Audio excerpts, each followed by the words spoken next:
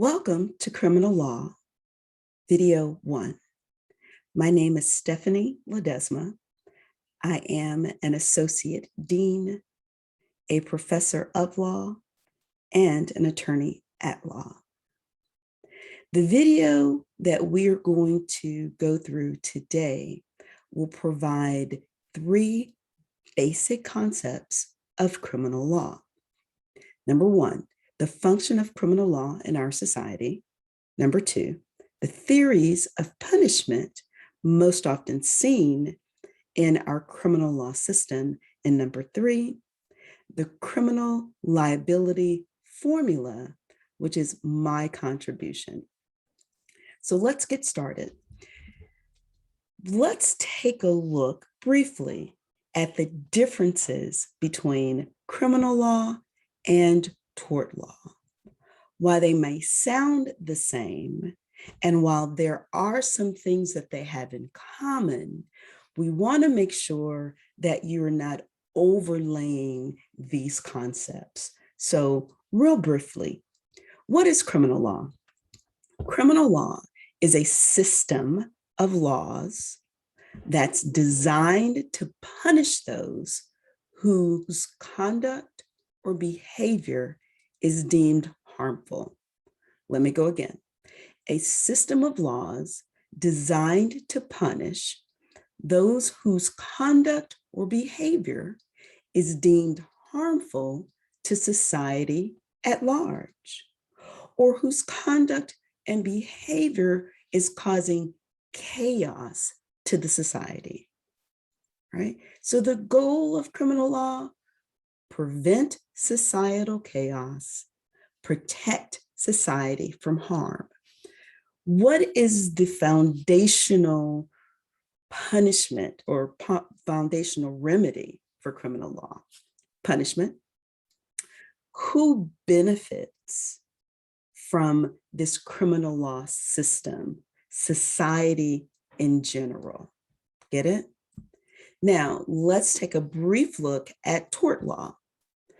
Tort law, on the other hand, is a system of laws designed to restore those who have been civilly wronged, right? So it is a system of laws that is designed to restore those who have been civilly wronged by the actions of others.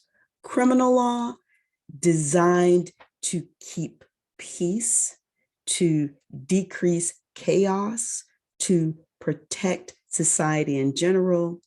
Tort law, designed to restore individuals that have been harmed, right? Torts, civil; criminal law, criminal.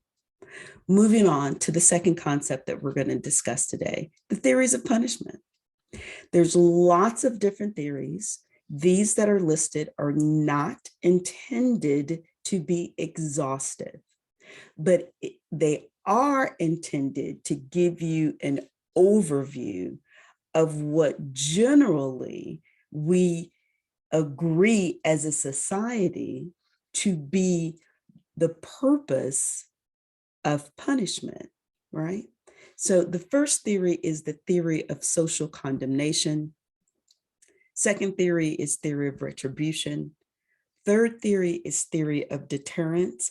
That can be specific deterrence or general deterrence. The fourth is restraint.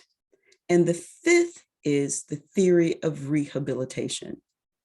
We will discuss more about these theories of punishment and what they actually look like in a practical plane, right? We're going to take the words that are sitting on these pages, breathe life into them, and then see what they look like when they're actually in practice. And in fact, to do that, the 2 cases that we're going to look at during this video are the Regina v. Dudley and Stevens case and the United States v. Bergman case. Okay. My contribution to criminal law. the criminal liability formula. Why do I need a formula? I'm a visual learner. If I can reduce things to a writing, if I can reduce them to some tangible form, it's a lot easier for me to process the nuances and the concepts. So as I was going through criminal law, a way for me to be able to categorize and organize the different facets was for me to create a formula. So here's my formula. If this is helpful to you, use it. If it's not helpful to you, just pretend you've never seen it. But in order to establish whether a person has the criminal liability to be held over, to be tried for an alleged crime, certain elements have to be present. We have to satisfy the actus reus element. We have to satisfy the mens rea element, unless this is a strict liability crime. We'll get into that later. Causation has to be taken into consideration, whether it's the proximate cause or the actual cause. There has to be given consideration the possibility of a legal defense or a legal justification, which is why I subtract the legal defense or the legal justification, because that might render, right, our formula to be a zero on this side of the equation, which means that we would have no criminal liability. So again, this is just a visual diagram that I hope will help you organize the spaces and places that we're in as we go through the rest of the semester with criminal law. So here's the formula. And take one more look. It's a mental picture. Moving on. Let's get to the case of Regina v. Dudley and Stevens. Why do we use cases in law school to help you learn the law? The cases are offered so that you can get a better understanding, a three-dimensional sense of what this law is doing when real people are involved, right? Words on a page are nothing more than words on a page until you breathe life into them, until those words become personified, until those words become part of the plane where action is taking place, and you're having to overlay that action with some level of intellectual theory, right? None of it matters, right? So it's in this experiential plane that we really truly start to understand, explore, challenge the law. So here's an opportunity.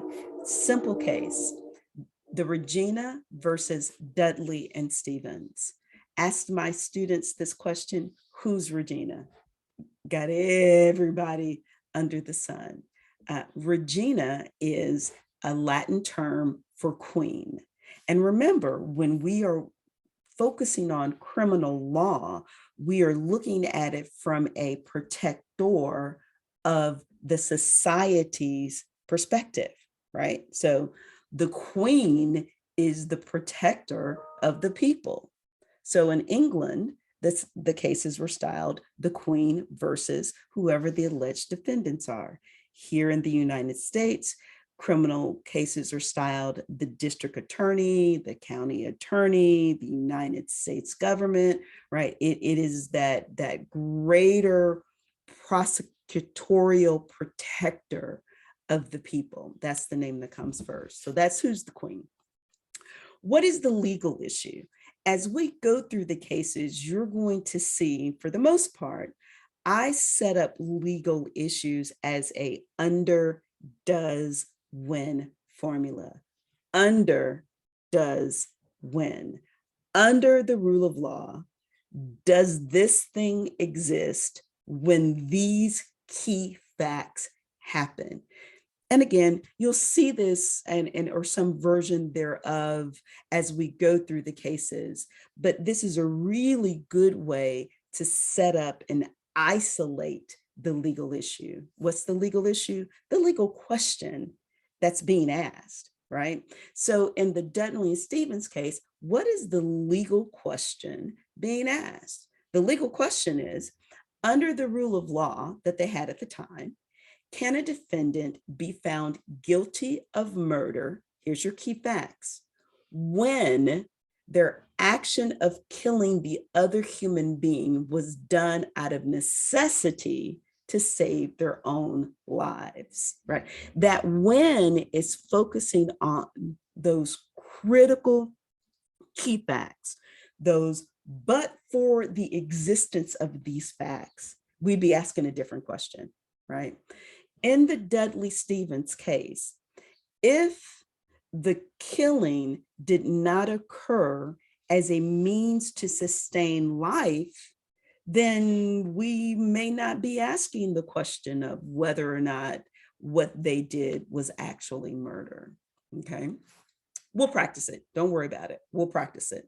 So what is the issue? What is the question? Given the circumstances, and we'll hear about the circumstances in a moment, but given the circumstances, when Dudley and Stevens conspired to kill the young cabin boy named Rogers, is their act murderous? Do they hold the necessary criminal liability to be charged with murder? Let's look at the facts.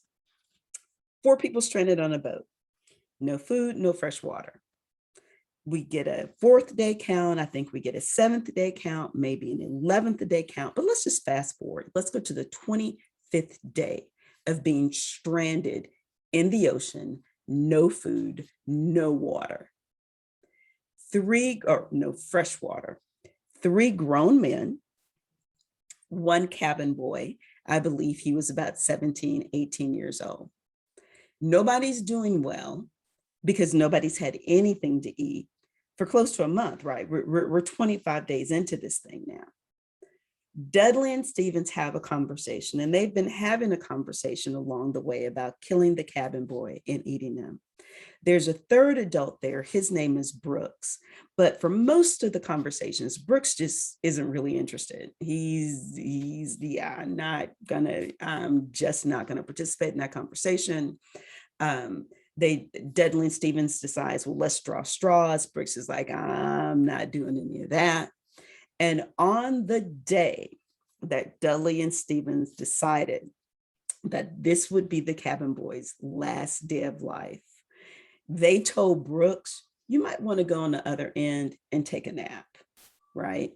Brooks went on the other end and pulled himself away from the actions that were about to occur.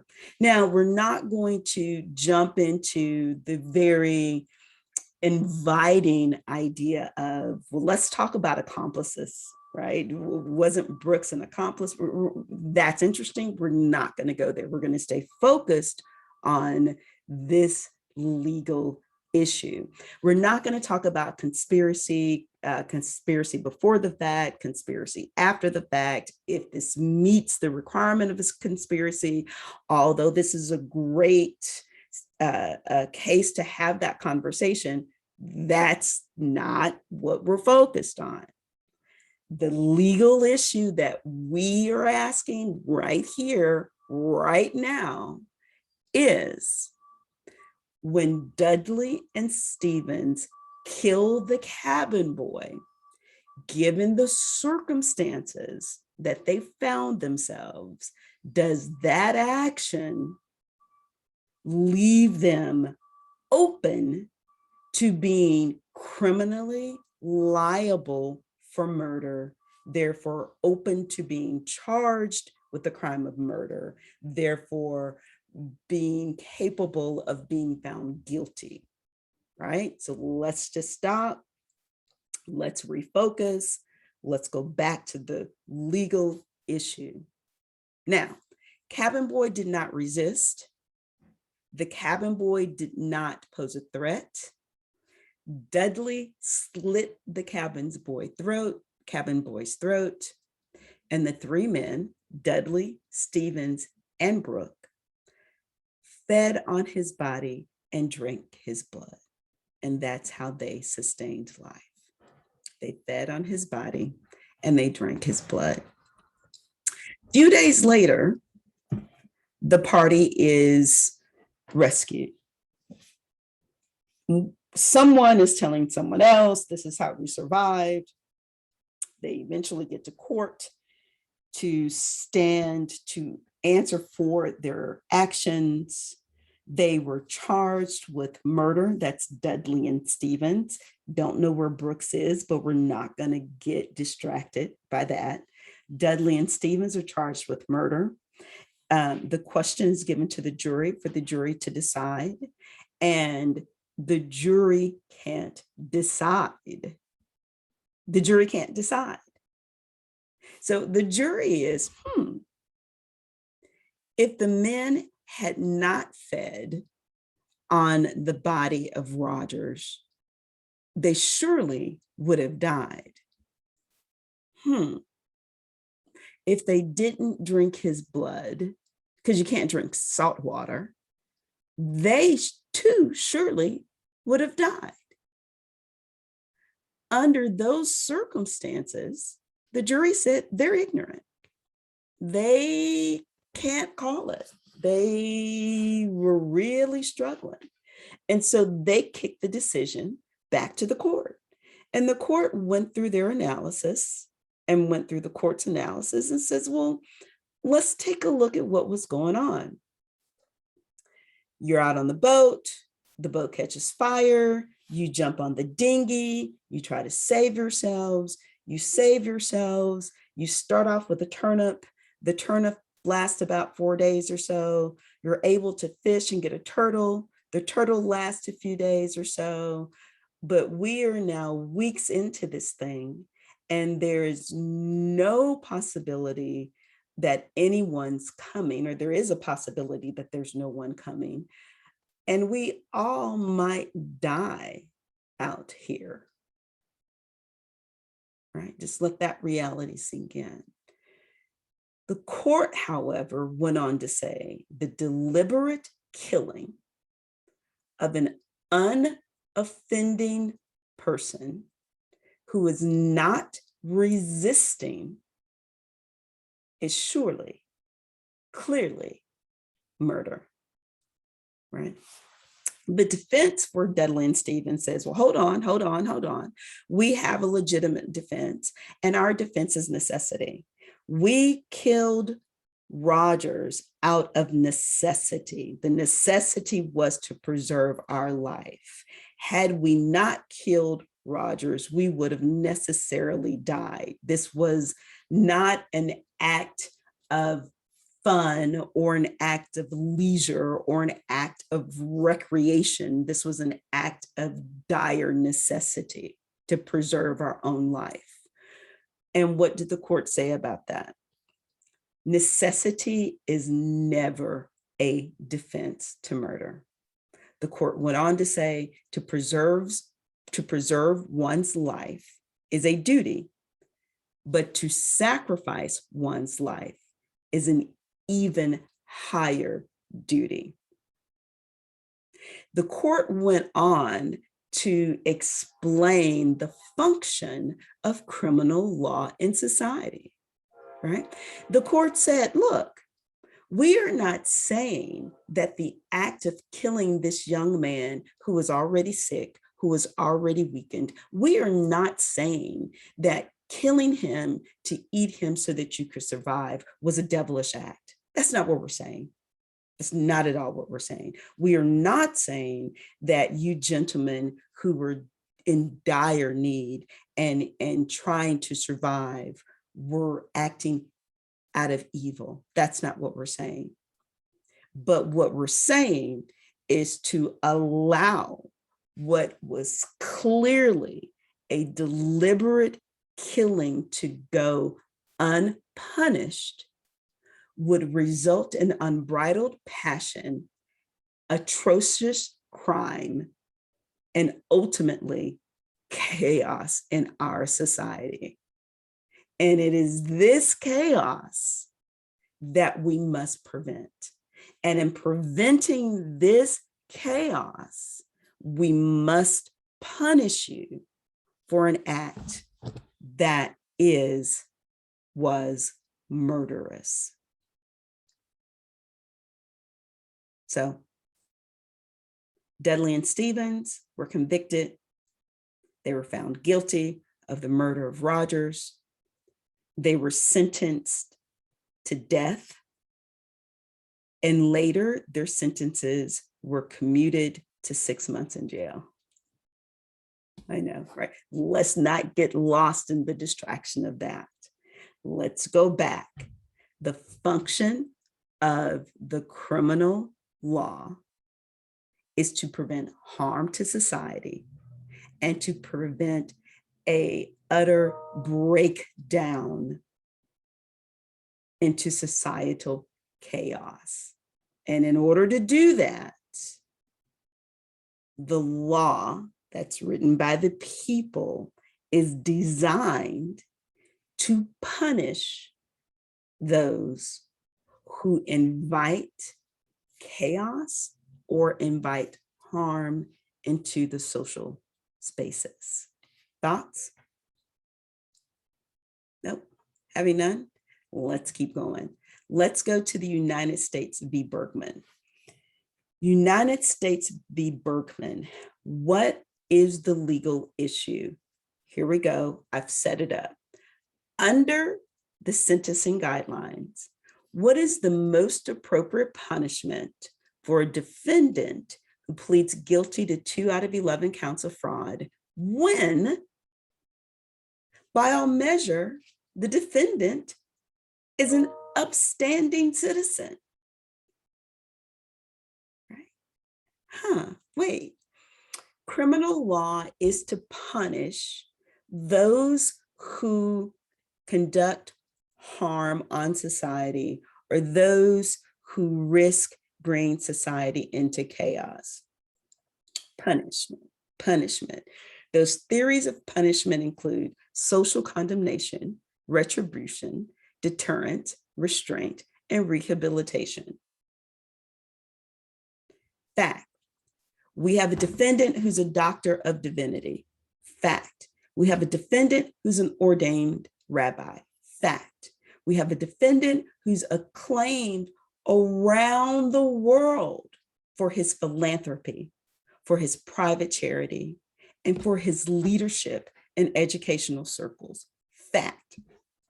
We have a guy who has nursing homes. So it's clear that he is in and of a spirit to help, right? Fact. Upstanding citizen. Fact, right? Fact. This defendant pled guilty to 2 of 11 counts of fraud. Fact. This defendant was stealing money from the federal Medicaid system by sending over fake invoices and padding bills. Fact. He was cheating. So what's the issue? The issue isn't one of criminal liability. We've got the actus reus, the mens rea, the causation, right? That we have satisfied the formula. We are in court. We don't even have to have a trial because the defendant said, yes, I violated those laws. I did that. And by violating those laws, I harmed society in general. And by violating those laws, I contributed to chaos, right? And so now I'm ready to be punished because that's what the criminal law does. And that's the issue for this court. What's the appropriate punishment, right? What do we do? Pretty upstanding guy, broke the law. What happens? And what's so beautiful about the United States v. Bergman in its analysis is you really see how it goes through the different theories of punishment to decide which one is the most appropriate one in this case, right? They start with rehabilitation. They say prison is not for rehabilitation. Prison is meant to punish. Now, if you read the case, if you read the entirety of the case, not just the snippet in the book, if you read the case, you will see that the court is not naysaying the validity or the importance of rehabilitation. That's not what they're saying. What they're saying is jail is intended for punishment, right? That's the primary reason you go.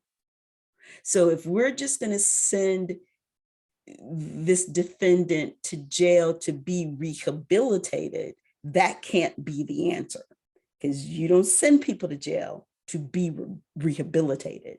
You send people to jail to punish them.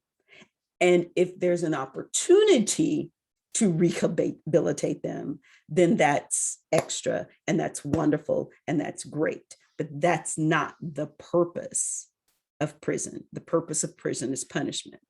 Okay. It says, well, not really good on the punishment one. Let's look at the restraint, right? Because another theory of punishment is restraint. But the court says, this defendant doesn't really need to be restrained. He's not dangerous. And given the hot water that he finds himself in, it's very unlikely that he's gonna ever go this route again. So imprisoning him in order to contain him, to keep him away from society, doesn't seem to be the best theory to apply, right? And the court continues to go on with their analysis, with the defense chiming in every once in a while saying, oh, wait, we have an idea, right? We have an idea. The defense says, let's do something different. Instead of societal condemnation or retribution or deterrence or restraint or rehabilitation, let's add another theory. Let's use a theory of constructive behavioral sanctions, right? So let's do some constructive behavioral sanctions. And so what we can do is we can have the defendant create and run a program of Jewish vocational religious training, and we can have him take charge of the Holocaust studies, and we can have him volunteer to provide aid to some sick and incapacitated people, and we can have him continue to work with high school students, and right, we can do all of these wonderful things, right? Now, take a minute, think about it. You have a person who is well-defined, who is well-equipped, who is well-trained, well-prepared, and successful in doing all of these kinds of programs. So we know that to order him as a punishment to do those things would be a benefit to society, because we have a great reason to believe that those things would be successful. But the court responded by saying, consequence for violating a law created to protect society and prevent chaos in the society must be punishment. What this constructual behavioral sanctions that are being proffered by the defense tends to do is make the acts or actions of the defendant more honorable. And we're not in the business of putting defendants in a position to be applauded, right?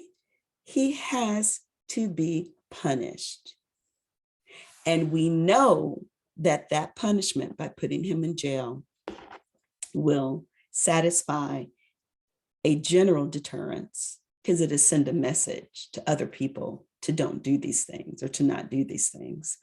And it will specifically deter this individual.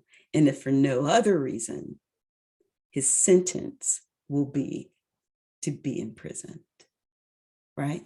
So with those two cases, we have seen in life, right, what the words mean on the page, what the words mean by preserving society health, right, preventing harm to society, what the words mean by decreasing chaos, right, ensuring stability in society, right? And we've looked at how these theories of punishment are considered and evaluated before they're actually given out as punishment, right? So what did we cover in this very short video? Number one, the difference between tort law and criminal law. Number two, we covered the purpose of criminal law. Number three, we covered the 5 basic theories of punishment. And that brings us to the end of video 1, criminal law. Thank you.